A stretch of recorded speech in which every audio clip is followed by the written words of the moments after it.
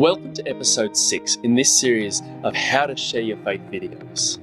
In these videos, we try to give some practical tips that will help you be more effective at communicating the message of the gospel to people around you. I wonder, do you realize that you are actually multilingual? Did you realize you actually speak more than one language?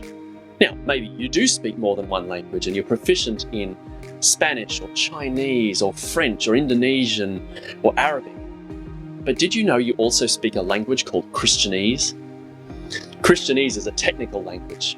It's the language that we use to speak about things inside of the church.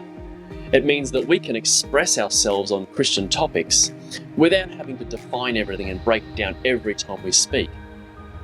The problem is that most people outside of the church have no idea about Christianese. They don't speak it.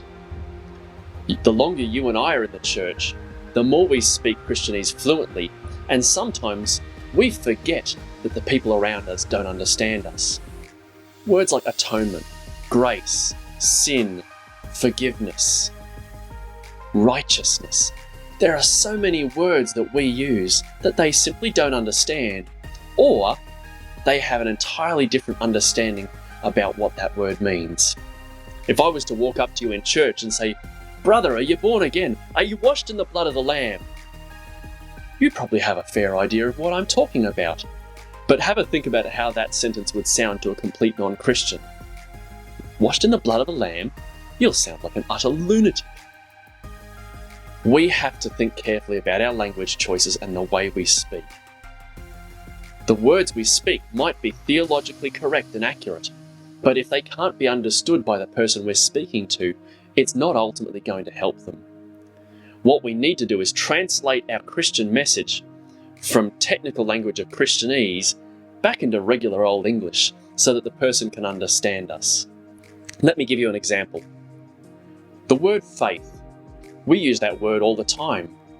When we use the word faith, we mean to believe God when He's promised things. We trust Him. We believe in the things He said. We believe the historical facts of what He's done. But is that what a person out there on the street or a neighbour or a colleague at work might think we mean by faith? It's been my experience that when we talk about having faith, they think we mean something like blind faith. That is, we've got no evidence at all, we've got no reason to believe it, but we just believe it anyway. If we just simply throw out the word faith and we don't explain what we mean, it's more than likely the person we talk to will ultimately be confused. We don't want to leave the person we're speaking to confused. We want them to understand the Christian message. So what that means is we need to explain what we mean. We need to translate our sentences from Christian jargon back into regular English so that the person can understand. Now that takes a bit of practice. It's counterintuitive to us the longer we're in the church, but we really need to work hard at doing that, because otherwise our evangelism is always going to be hindered because the person may not understand what we're saying. We need to think about the words we use and the way we explain things to make our message as understandable as possible. If this video has been helpful to you, please consider clicking that like button and maybe even subscribing to our channel. If you've got questions and topics you'd like us to discuss on these videos, please comment in the comments section below and we'll do our best to try and answer these when we get a chance.